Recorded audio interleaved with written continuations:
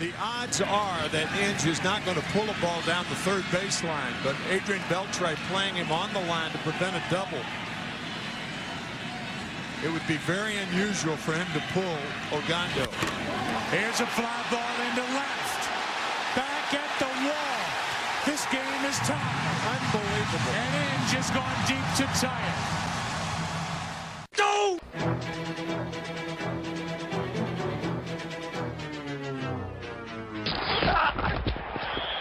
Break it down, Cos. How dare you? Holy flying Not much to talk about here. Would you not give your left nut to be a quarterback on that team? The Wheelhouse. Sunday NFL wrap-up with Bauer. That team is right now destined for the shit pile. And the sweet, nasty Chris Cause. It's a victory for my ego, baby. Welcome, one and all. This is the Wheelhouse on wheelhouseradio.com. Week number 6, well, for the most part, is in the books. And on the heels of a disappointing run by the Tigers, an amazing lineup that the Texas Rangers have, just a potent lineup. And of course, yet another loss. I had a very lowly birthday weekend this weekend, all things considered. But that said, please welcome him, the rest of the team here, including the one and only, the sweet, nasty Chris Cause. I would like to offer up my apologies to the great and illustrious Bauer. Oh, please. Friday was his birthday, and he was keeping that secret close to the vest.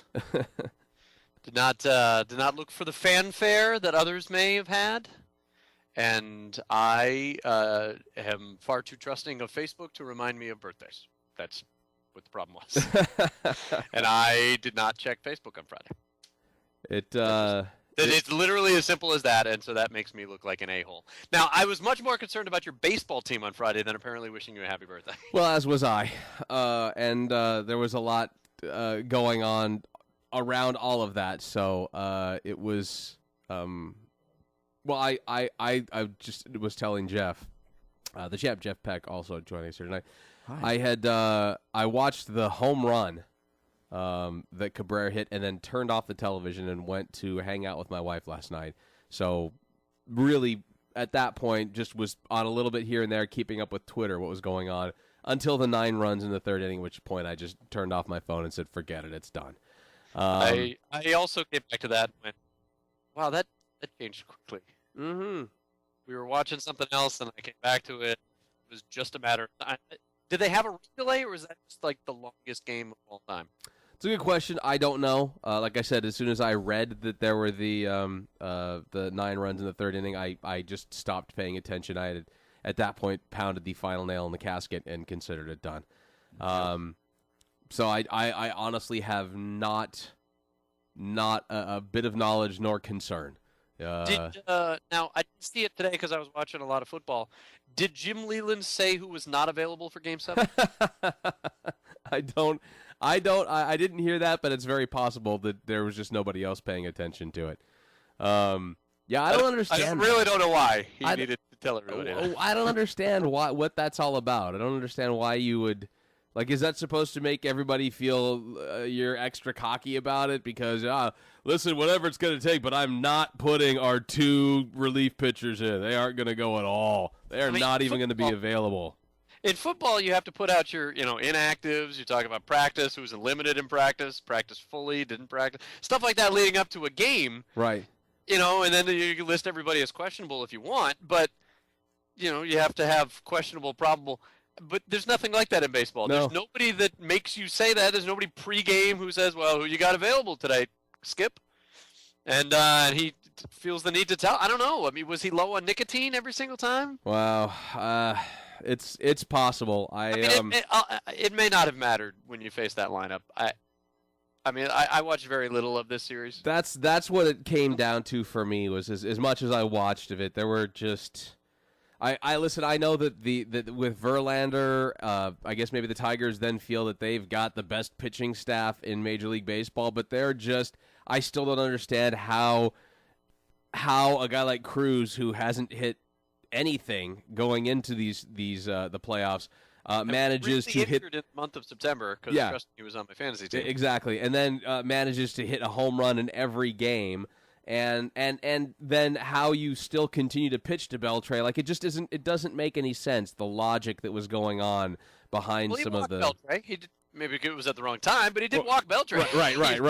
Well, but it was either that or you give up the long ball or you give up some crushing hit, and there was not a moment in that Rangers lineup that, as a Tigers fan, you couldn't sit back and feel like, oh fuck, this is going to be it. This is what's going to happen. You know, there's not 1 through 9. There's not one part of that lineup that you just feel is going to be an easy out. And I heard Buster only talking about going into the offseason. I know that you're already focused on the offseason, so the three of us could focus on the offseason. Yeah. And that if the Rangers let C.J. Wilson go, that maybe they use that money, because if anybody wants to go ahead and pay C.J. Wilson $16 million, best of luck to you. Yeah, good luck with that. Good luck with that. So if they save that money and he goes somewhere else, maybe they're interested in kicking the tires on Prince Fielder or Albert Pujols. Wow. Imagine plugging either one of those. Chances are it would be Prince Fielder. Yeah. Only because he would be less expensive and is younger. So that would be a much more sense for like a 7-year deal. Mm-hmm. Boom. Put him in that 4 slot. And have everybody else kind of shuffle either direction. Jesus Christ. That means if you end up putting Josh Hamilton into the 7 slot someplace because you've got too many bats there, you might have a problem. That might just be an overload. That might be. I mean, it just doesn't stop. I was telling Bauer that the Texas Rangers ERA for the series was 6.58. Oh. It didn't matter. No. Wasn't it the first time that in a series that no starter had gone more than 6 innings? I think, yeah. That sounds about right. Holland went, 4 innings last night, and they won by 10. Yeah, don't know, but yeah, that sounds about right. C.J. Wilson. He was on the John Lackey plan? To be fair, his porn mustache went 8 innings. The Dutch stash, which I don't understand that. The only other thing that I wanted to bring up in regards to baseball is cause. What happens now in Boston now that Theo's out? There's at this point, no coaching. I mean, is it Bobby Valentine? Is that the next in line? It's not going to be Bobby Valentine. I'll tell you that right now. The ownership that's in Boston is not going to want to have some guy who likes himself more than the team, and that's Bobby Valentine. I just don't. I don't see that being a good matchup all the way around. What's going to happen right now? Apparently, the talks between the Cubs and the Red Sox for compensation for Theo is getting contentious, according to the Boston Globe. And why shouldn't the Red Sox play hardball? I got no problem with that. Why should it be easy? Yeah. You know, there's some anonymous source, and you know how they are. Sure. But they say that, the Red Sox say that they would never stand in the way of Theo leaving, but here they are playing hardball for compensation. Well, of course. He's one of the best GMs in the game. He's signed under contract. And if you want him, you got to pay a price. I got no problem with that. It's funny hearing you say that, Cause, because the thing that I'm gathering up from most people discussing the Red Sox thing is that there's more people mad at ownership than Terry and Theo. Are you on that boat, or are you more? Yes and no. I still don't have the problem with Francona. He treated guys like men, and they let him down. I mean, that's ultimately the problem that with a player's coach. When you kind of let guys be, then they might ultimately run all over you, which is what the case was. I blame Theo much more than anybody else. And while I can see leaving at this time is the best time for him, because he's close to the end of the contract. The Cubs, job is a great spot, and if he can actually bring a World Series to the Cubs, then he becomes, the greatest GM of all time, top 3 greatest GM of all time. So I mean, and from a longevity standpoint, does it get much better? I mean, what happens if there's another 5 years of thisness for the Red Sox? Now maybe some of that rose is off the bloom there on Theo, and maybe this Cubs job goes away, and maybe he gets fired in another 5 years, or say, just conjecture. So I get why this is tantalizing for him. What pisses me off is you made this mess, and now this is your hometown team, and now you don't have or feel a responsibility to clean it up. No.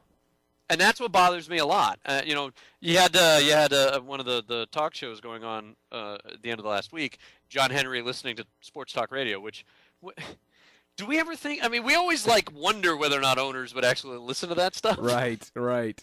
But John Henry, presumably feeling fine after being injured on his yacht, was driving around in his car. I can't even imagine what car he has. Right. Well, let's be fair. He wasn't driving. Yeah. He was driving. Apparently, no. I think if I remember correctly, it was like a Volvo.